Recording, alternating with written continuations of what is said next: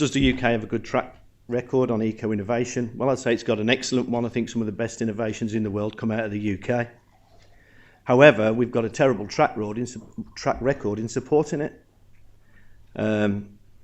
Supply chain engagement, Rory Stewart mentioned earlier, he wanted innovations, they're there.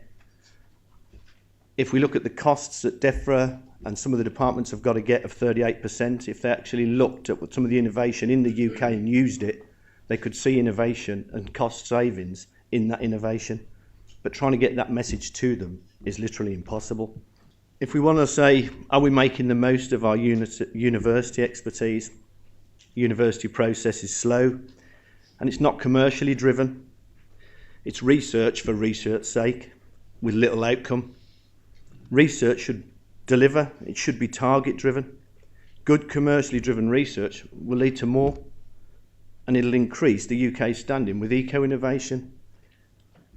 But we shouldn't be just looking at university for the expertise.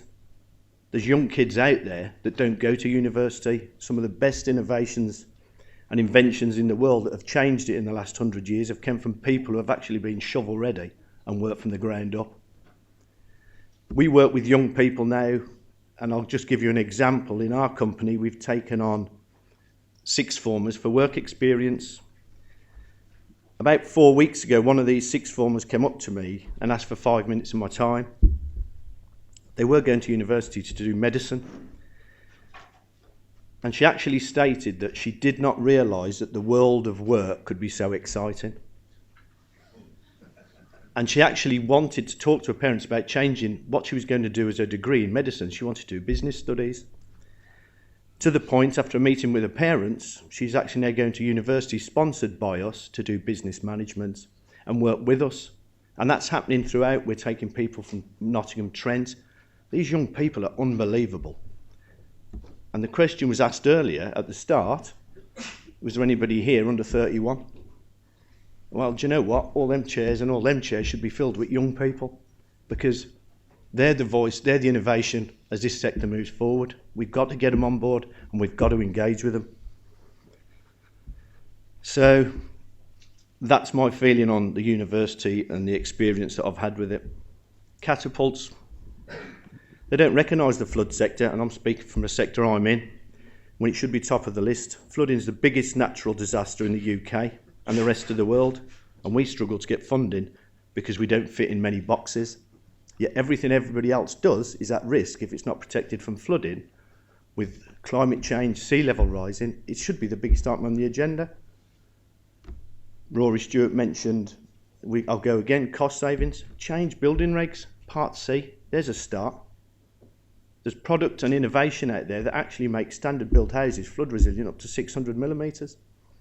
So straight away, from the get-go, the responsibility for protecting houses, be it the utility companies or government's gone. But it's just that thinking, it's wanting to change.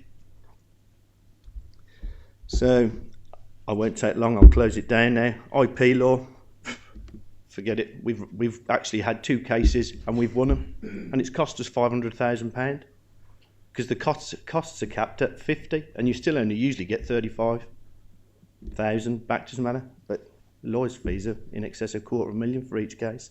Why are they capped? IP seriously needs looking at because a lot of companies can't afford it and it takes them down. And just to finish off on regulation, does it hinder or does it help? Regulation can't hinder. I love innovation and I love one definition of it. It's upheaval, it's change, it's revolution. It will happen. The biggest problem is getting regulation to come along with it. It can't hinder us. We'll keep going. And all the innovators will, because that's what life's about. It's change, it's adapting, and we've got to do it. And innovation is crucial to the success of any organisation or any country. But I'll finish with this. If we always do what we've always done, we'll always get what we've always got, and it's as simple as that.